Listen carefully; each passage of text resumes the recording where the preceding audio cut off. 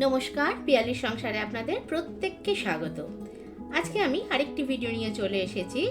মহারাষ্ট্রের প্রসিদ্ধ, বিশেষ করে মুম্বাইয়ের প্রসিদ্ধ স্ট্রিট ফুড পাওভাজি। আমি কিভাবে সেই টেস্টেই তৈরি করি সেটাই আপনাদের দেখাচ্ছি। তাহলে শুরু করা যাক আমার এই রেসিপি।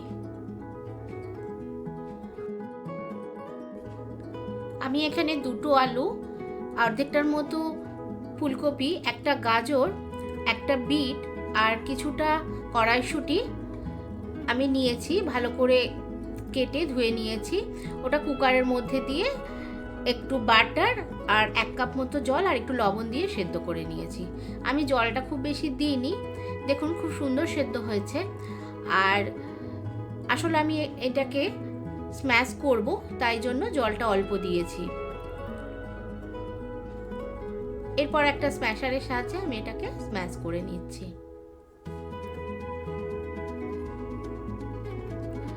বিটটা দিয়েছি বলে কালারটা কিন্তু খুব সুন্দর আসে। তবে শীতকাল বলে বিটটা দেওয়া গেছে, অন্যান্য সময় হলে তো বিট পাওয়া যায় না, তখন আদার সবজি দিয়েই করা যায়।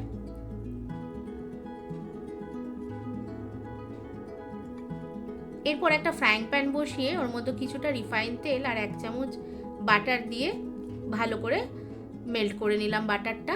এরপর আমি দুটো পেঁয়াজ কুচিয়ে রেখেছিলাম, সেটা দিয়ে দিলাম,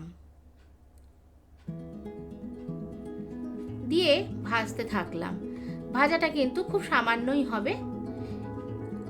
এরপর আমি ক্যাপসিকাম, একটা বড় সাইজের ক্যাপসিকাম কুচি করে রেখেছিলাম, সেটাও দিয়ে দিলাম। তারপর 3টে টমেটো আমি কেটে রেখেছিলাম, সেটা দিয়ে একটু লবণ দিয়ে নাড়াচাড়া করে ঢেকে দিলাম। আমার এই ছোট চ্যানেলটিকে এগিয়ে নিয়ে যেতে আপনাদের সহযোগিতা আমার একান্ত প্রয়োজন, তাই অবশ্যই সাবস্ক্রাইব করে দেবেন।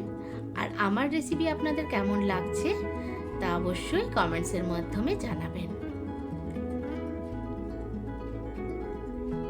এরপর এদিকে আমি ঢাকা খুলে ভালো করে দেখে নিলাম, অনেকটাই সেদ্ধ হয়ে গেছে। এরপর কিছু মশলা দেওয়া বাকি আছে, সেগুলো দিয়ে দিলাম। যেমন একটু হলুদ দিলাম, একটু কাশ্মীরি লঙ্কার গুঁড়ো দিলাম, এটা কালারের জন্য, ঝালও সেরকম হবে না। আর আদা, রসুন আর কাঁচা লঙ্কার একটা পেস্ট দিলাম 1 চামচের মতো। এখানে খুব বেশি মশলা লাগে না। এরপর ভালোভাবে নাড়তে থাকলাম যাতে কাঁচা গন্ধটা আদা রসুনের চলে যায়। তার মাঝখানেই আমি কিন্তু স্ম্যাশার দিয়ে আবার স্ম্যাশও করে নিলাম।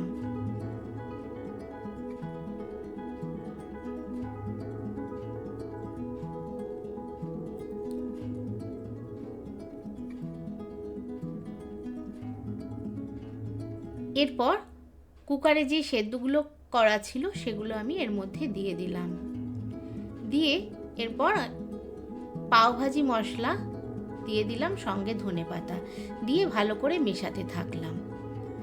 পাওভাজি কিন্তু এত ঘন হলে ভালো লাগে না, আমি কিন্তু এর মধ্যে জল অ্যাড করলাম।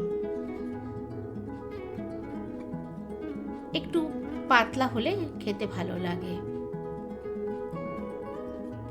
আর নুনটা কিন্তু আপনারা বুঝে দেবেন, আমি কিন্তু আলাদা আলাদা জায়গায় অনেকবার করে নুন দিয়েছি, পারলে একটু টেস্ট করে নেবেন।